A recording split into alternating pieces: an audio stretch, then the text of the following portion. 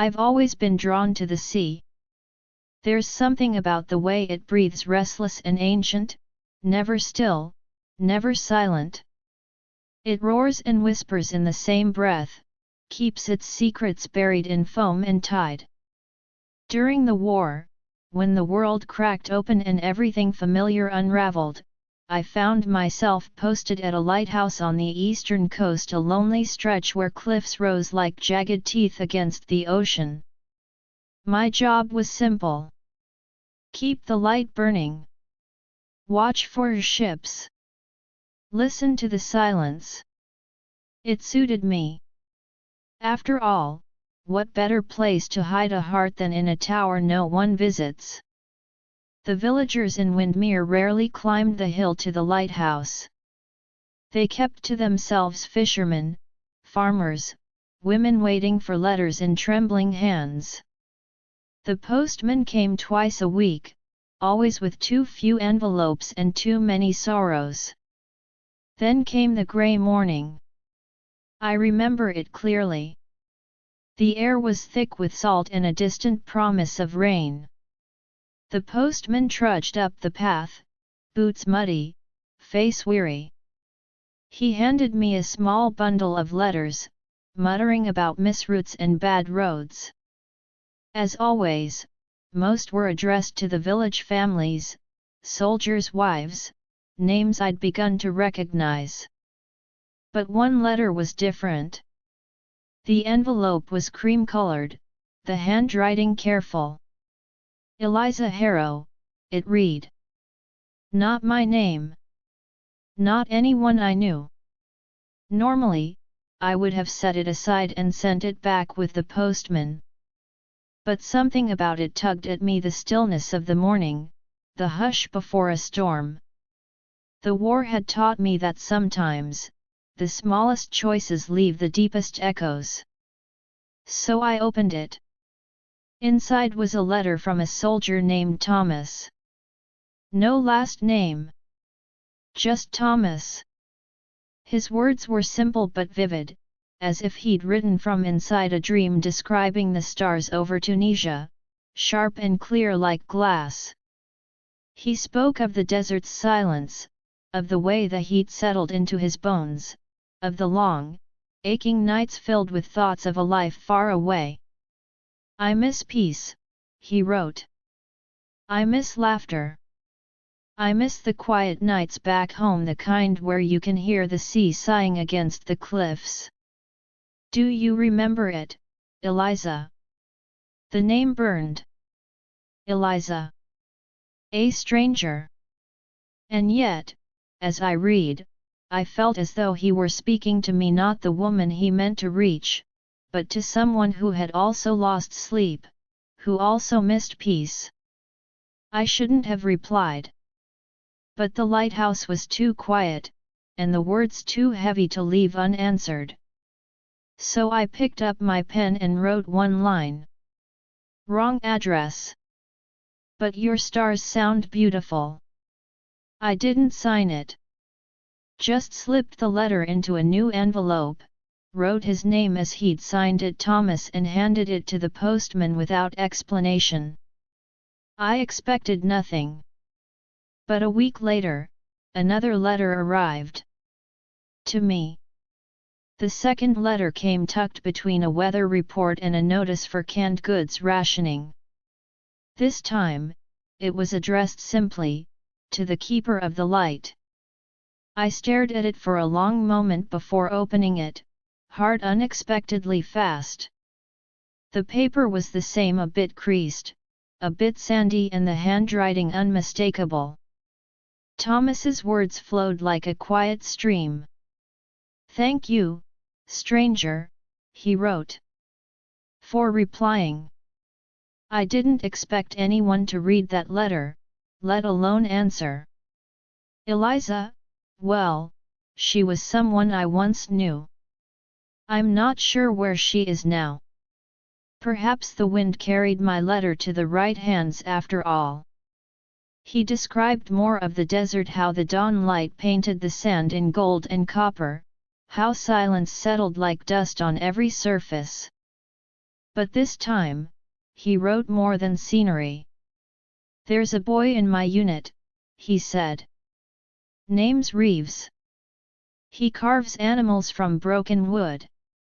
Gave me a little dog yesterday, said it looked like one he had back home. He talks in his sleep. Mostly about rain. There was something so human in it, all so real that it felt like a lifeline. The kind you don't realize you need until you're clutching it in the middle of a storm." I replied again. Told him about the sea. How the waves sometimes sounded like breathing, and how the cliffs moaned when the wind came from the north. I told him about the villagers' Mrs. Winfield, who always wore blue and claimed to speak to birds. The old widower who played his harmonica at sunset. I didn't give my name. And he didn't ask. That became our quiet rule: no faces, no full names, no pasts. Just ink and truth. Honesty without the weight of who we were. Week after week, the letters continued. His came folded with care, always starting the same way: "Dear Keeper." Mine followed, sealed with the tiniest trace of perfume, though I never admitted that to myself. He told me about the war in pieces, never dramatic, never boasting. Just fragments of days lived between gunfire and longing. "We sleep under stars," he once wrote. "They don't care who wins or loses." I found myself waiting for his letters. Each time the postman arrived, I scanned the bundle, heart fluttering with something too fragile to name. I never told anyone. Not the villagers. Not even the sea. Especially not the sea. It had a habit of stealing secrets. Then, one morning, I received something different. An envelope thicker than usual. Inside, a pressed flower. Dried, pale violet, wrapped in tissue. He'd picked it from a ridge somewhere near a ravine, smuggled it home in a ration tin. "I know it's not much," he wrote, "but I wanted to send something real. Something that touched the same sun I did." I placed the flower in a jar beside my lantern. That night, the beacon's light spun slowly over the sea while I whispered his words to the waves. And for the first time in years, I didn't feel alone.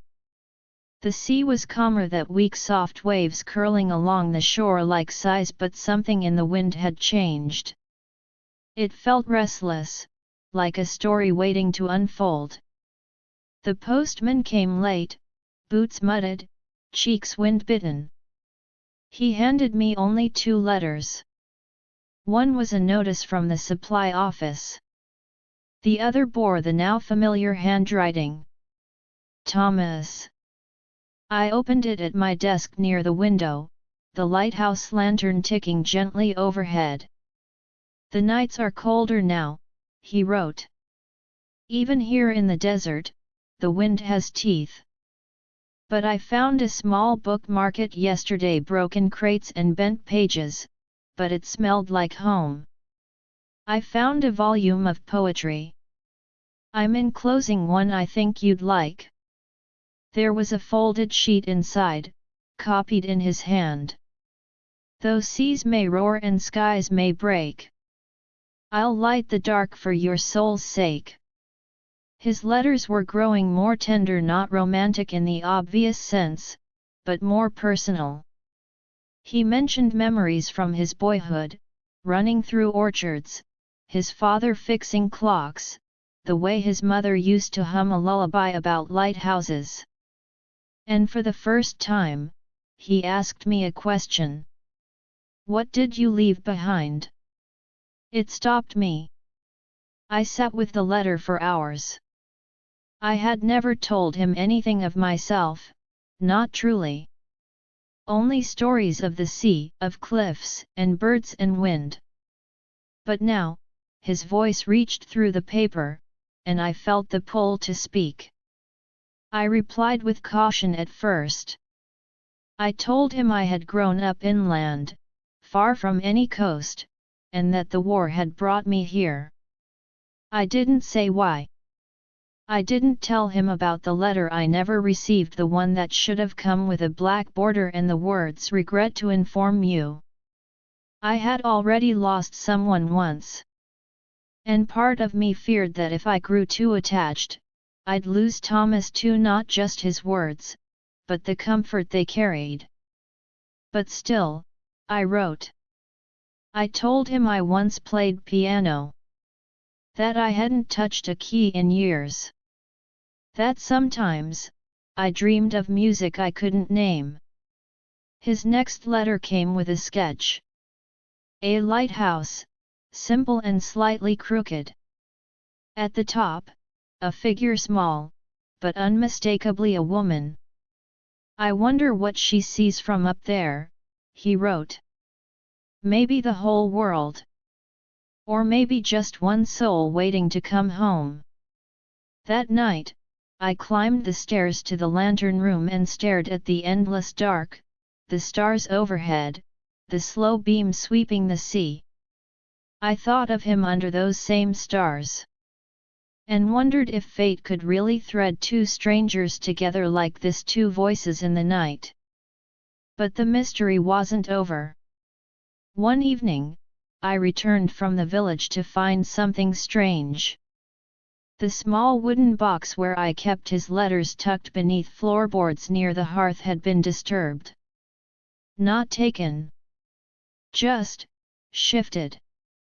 As if someone had opened it and put it back. I questioned myself. Had I moved it? Had I been careless? No one visited the lighthouse except the postman. Or so I believed.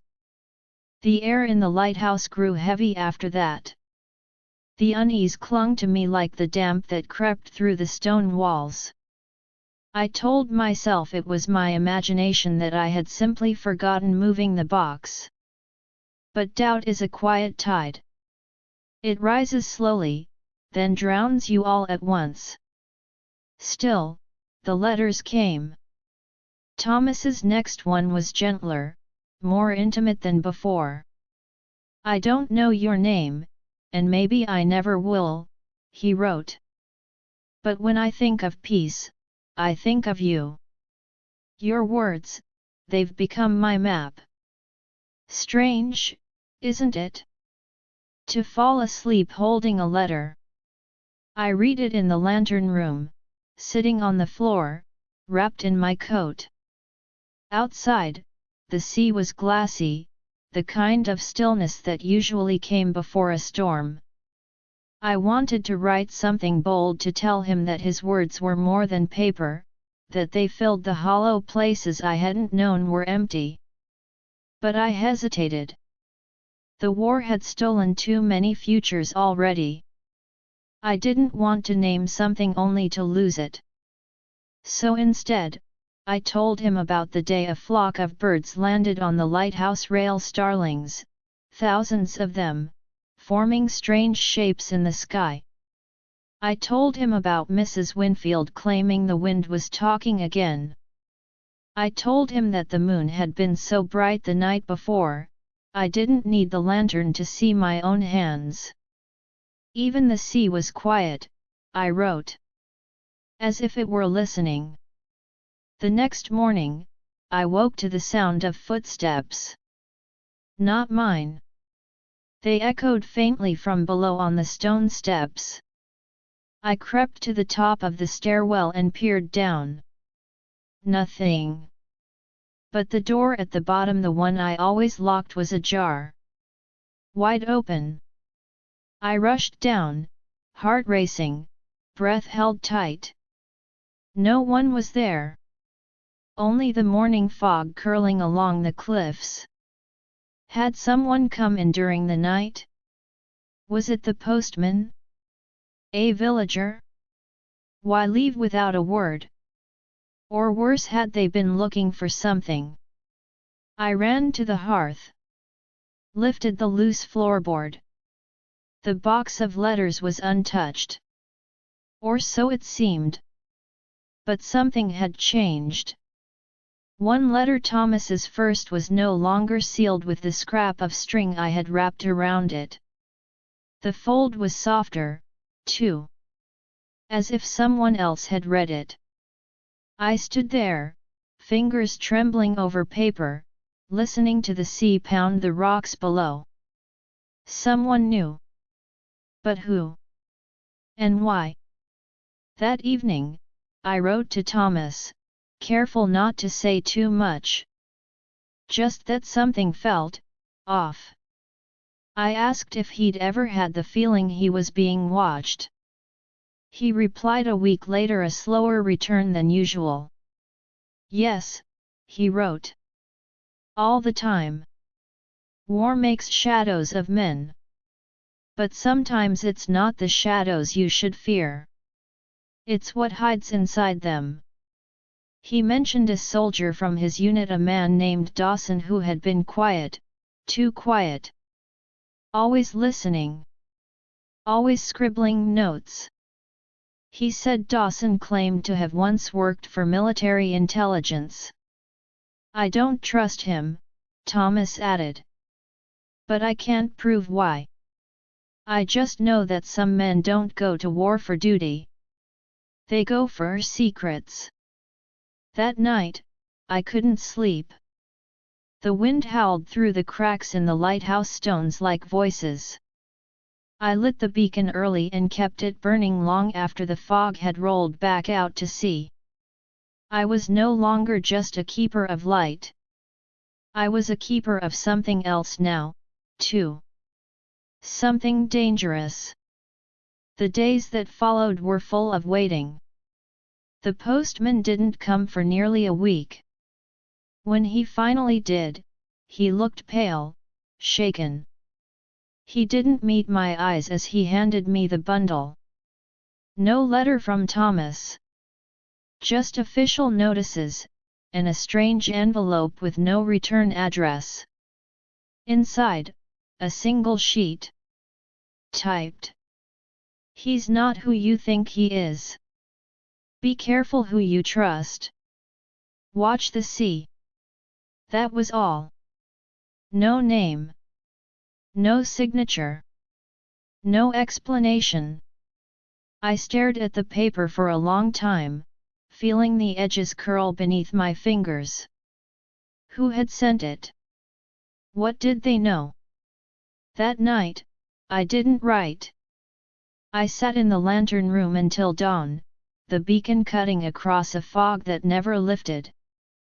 My thoughts spun, chasing each other like gulls in a storm. Could Thomas be lying? Could everything, the stars, the pressed flower, the stories, be a carefully spun trap? But when his next letter came, all doubt vanished. I may be being followed, he wrote. If this letter reaches you, know that I'm coming. I don't know if I'll make it, but I have to try. I need to see the place where the light lives. I need to see you. There's something I haven't told you. About why I started writing. About who Eliza really was. My hands shook. I read those lines again and again, heart hammering. But there was no second page. No explanation. Only that promise, I'm coming. For 2 nights, I barely slept. On the third, a storm rolled in. A violent, furious one. Waves smashed the cliffs like war drums. Wind bent the lighthouse window frames. Rain slapped the panes like fists. I kept the beacon lit. Midnight passed. Then a knock. 3 slow, deliberate taps. I froze. Then rushed down the spiral stairs 2 at a time. When I opened the door, he stood there. Thomas. Not just a voice on paper. Not just a shape in my mind. Soaked, shivering, older than I had imagined, eyes rimmed with weariness and something else. Something haunted. He held a faded envelope in one hand. The other was curled tightly around a battered satchel. We stared at each other. I couldn't speak. He smiled, barely. I thought it was time I delivered one myself, he said. I pulled him inside before the wind could snatch him away. We sat by the fire, the storm raging around us. He told me everything. Eliza Harrow had been his fiancée. She disappeared in France, not killed in battle, not reported as missing. Just gone.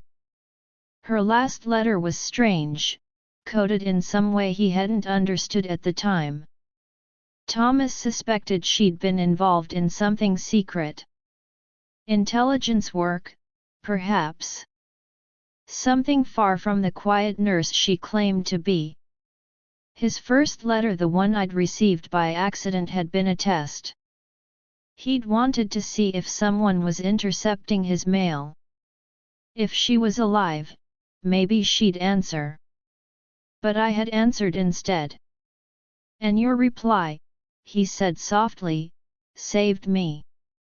I didn't know what to say. He looked at me, then really looked, and it wasn't the war or the mystery in his gaze. It was wonder. You were never part of the plan. But you became the reason I kept going. Thomas slept for hours, curled near the fire like a man who hadn't known rest in months. I stayed beside him, listening to the storm howl around the lighthouse. The walls trembled, but the beacon stayed lit. Always lit. When he finally woke, dawn had painted the windows gold.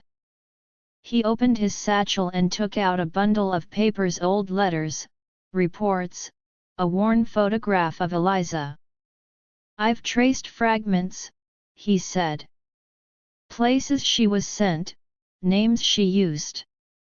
I think she was part of something larger, a quiet war inside the war.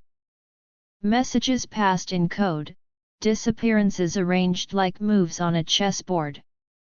He handed me a letter.